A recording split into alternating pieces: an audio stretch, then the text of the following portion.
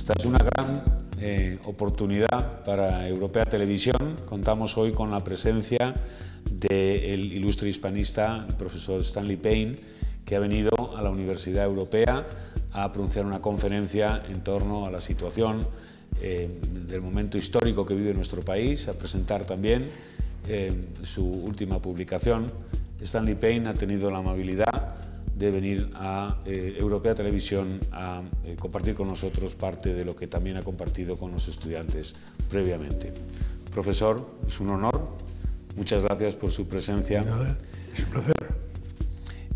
Me voy a referir en primer lugar, quizá al uno de los hilos conductores de su conferencia, que ha sido analizar el momento actual de España como un momento paradójico, porque mientras por una parte ha conseguido el país o está consiguiendo superar la crisis económica, la situación de recesión que ha vivido durante los últimos años, por otro lado vive una situación política complicada que usted mismo ha calificado como de riesgo de una crisis constitucional.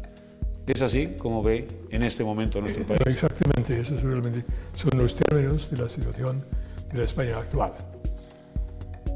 Y por eso en la conferencia yo quería tratar esencialmente de algunos aspectos importantes de estas cuestiones en este momento. No fue una conferencia de historia, sino de hablar brevemente de algunas partes, algunos aspectos del fondo histórico de estos problemas. Y entonces llegar a un cierto balance de la situación en que España vive actualmente. Usted ha comentado en la conferencia, por cierto que estaba llena de estudiantes. ¿Cómo se ha sentido en la conferencia, profesor? Porque estaba llena completamente, abarrotada de estudiantes, de jóvenes, haciendo preguntas. Bueno, me sentía pues muy cómodo. Naturalmente es una situación siempre muy grata. Si entonces el salón está completo, eso quiere decir entonces que hay estudiantes que tienen interés en el tema. Y en cambio, yo he presentado muchísimas conferencias en mi vida, así que es una situación muy normal. Lo comprendo, nada menos que 20 libros, 150 artículos ha publicado el doctor Stanley Payne, doctor por la Universidad de Columbia, profesor emérito de la Universidad Wisconsin-Madison en los Estados Unidos, sobre la historia de España. Precisamente a la historia de España se ha referido, a la historia contemporánea, para hacer una reflexión sobre el momento en el que vivimos desde el año 2004. Usted ha señalado que ha habido tres grandes procesos históricos, tres grandes ciclos, desde el principio del siglo XIX hasta nuestros días. Y el cuarto empezaría en el año 2004 y estaríamos viviéndolo en este momento. ¿Qué le lleva a usted, desde el punto de vista histórico, como historiador experto, a contemplar así el momento en el que vivimos? Bueno, que el acto terrorista y la elección del gobierno de José Luis Rodríguez Zapatero marcó un cierto punto de inflexión, el comienzo de un intento de dar un paso importante hacia la llamada segunda transición.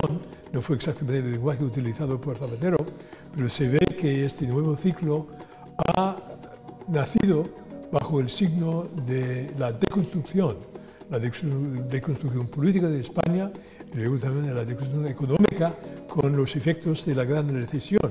Se está recuperando de las consecuencias económicas, lo que no tiene remedio hasta el momento, sino a través de la aplicación de la ley de un modo muy directa, es la cuestión autonomista, la cuestión catalana y el porvenir del Estado y las autonomías. Sobre la cuestión catalana se ha referido para explicarnos que el independentismo catalán, que el nacionalismo catalán, el catalanismo durante el siglo XIX no tenía un componente independentista, a pesar de que existía. ¿Qué es lo que le ha pasado, en su opinión, al catalanismo para haberse de alguna manera radicalizado en esas posturas y para buscar de una manera tan intensa en este momento la independencia? Bueno, es en sus orígenes históricos el efecto de Amada, porque nació originalmente en la época de la gran radicalización política de la Primera Guerra Mundial. Entonces había toda clase de insistentes en la reclamación de la independencia de países nuevos, sobre todo en el este de Europa. Así que para los catalanes en parte fue un efecto llamada.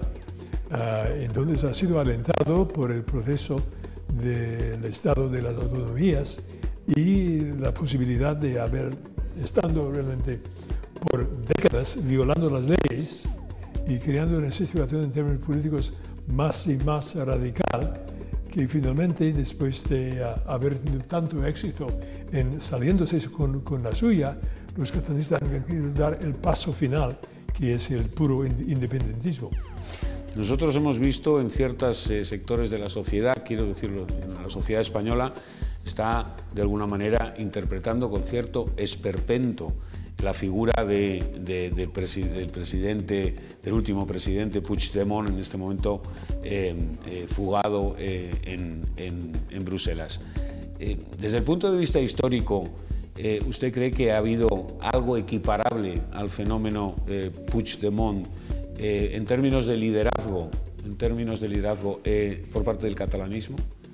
Bueno, lo que pasa es que el show de Puigdemont realmente es el de un presidente virtual que físicamente no existe, a lo menos dentro del país.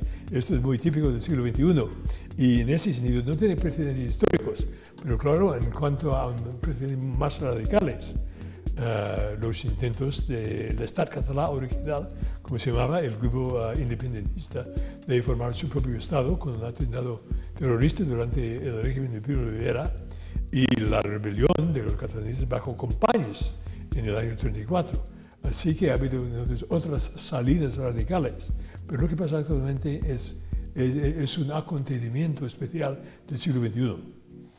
Se ha referido usted también, profesor, a la cuestión tan importante de la educación en nuestro país, en España, por supuesto en todos, pero en concreto en nuestro país, como un elemento que ha de alguna manera propiciado esos sentimientos en algunos casos. Y se ha referido en concreto al futuro que puede tener la ley de la verdad, ¿no?, esta que acaba de aprobar el Parlamento. ¿Cuál es su punto de vista con respecto a intentar tratar la historia o abordar la historia con un prisma político y con un prisma presentista? Bueno, las leyes de la historia son siempre una monstruosidad, o sea, que son una violación del Estado de Derecho, porque la historia no es cuestión de la ley puede ser muy parcial dependiendo del contexto político. La historia tiene que ser obra de los estudiosos. Hay que dar la historia entonces al campo de la historia y no politizar la historia. Cada vez que se politiza más, entonces la historia sale peor entonces, en cuanto a distorsiones, en cuanto a sectarismos y la idea de criminalizar la expresión pública, que realmente es lo que pasa, la eliminación de la libertad de expresión, la libertad de empresa en España, de la prensa en España, que es lo que se propone con esta nueva ley de la verdad, de memoria histórica, es una pura monstruosidad. Y desde su punto de vista, con su larga experiencia, es la última pregunta, concluimos, porque su amabilidad, no queremos abusar de su amabilidad tampoco. La transición española, que durante tanto tiempo ha sido un modelo para nuestra imagen como sociedad y como país en el extranjero, en el entorno internacional, en el entorno democrático, ¿realmente ha llegado a su fin? ¿Puede haber llegado a su fin? Y la imagen de España ha perdido, vamos a decir, esa virtud que le iluminaba desde la transición y desde el proceso de la transición. Bueno, yo creo que la Constitución del año 68 no ha llegado a su fin porque es una Constitución democrática. Hace falta algunas reformas y no se puede lograr importantes reformas constitucionales sin un acuerdo, sin algún entendimiento político entre los partidos. Yo creo que actualmente esto falta y por eso el país tiene que pasar por un proceso político bastante difícil, pero la idea de una segunda transición, que sería entonces una transición en contra de la democracia, en busca de algo muy diferente, sería un proceso muy destructivo para España. Y por eso hay que seguir con el camino de las reformas, buscando los acuerdos que sean posibles para mejorar la situación existente. Pero no se puede tirar de a bordo la Constitución del año 78, porque es con mucho la mejor que ha tenido España jamás. Y que, como usted también ha dicho, y Rafael Arias Salgado, que ha compartido con usted la mesa, abrió la puerta a la Unión Europea. Nuestro país entró entre otras cosas, sí. Entre otras cuestiones. ¿Cómo es ver el papel de España en la Unión Europea, por cierto? ¿Cómo? Bueno, en los primeros años en España estaba jugando un papel importante a través de las personalidades diplomáticas y políticas españolas con papeles importantes entonces en estos asuntos. Luego ha perdido un poco de peso con los sufrimientos de la recesión económica, pero hay un deseo de parte de casi todos los grupos, bueno, todos los grupos españoles importantes, de seguir teniendo un papel importante. Yo creo que España, por su peso, por su historia, por su situación como país de Occidente moderna, entonces tiene un papel importante que seguir en el porvenir dentro de la Unión Europea. Muchísimas gracias al historiador, al ilustre historiador, ilustre hispanista Stanley Payne, profesor de la Mérito de la Universidad de Wisconsin-Madison, académico en su país, que ha venido a compartir con nosotros, Europea Televisión, este rato, esta entrevista, para trasladar lo que también ha comentado previamente a un auditorio de 250, nada menos, estudiantes y público general que ha atendido todas estas reflexiones y otras sobre la situación política de nuestro país desde esa perspectiva de su experiencia como historiador. Muchas gracias.